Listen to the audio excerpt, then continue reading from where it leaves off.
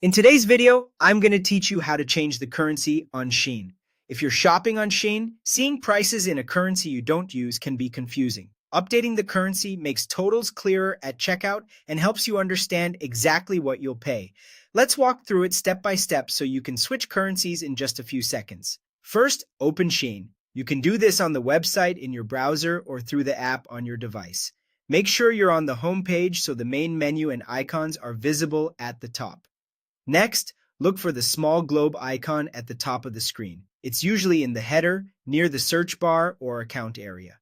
This globe represents your region and language settings. Go ahead and click the globe icon to open the settings panel. When the panel opens, look for the currency section. This is where Shein lets you choose which money format to display across the site. You might also see options for language or region nearby, but for today, we're focusing only on currency. Find the list or drop-down labeled currency.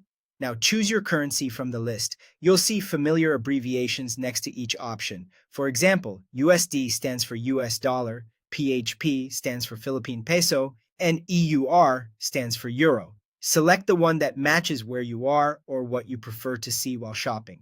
It's a good idea to double-check the symbol and code so there's no confusion later, especially if multiple currencies look similar.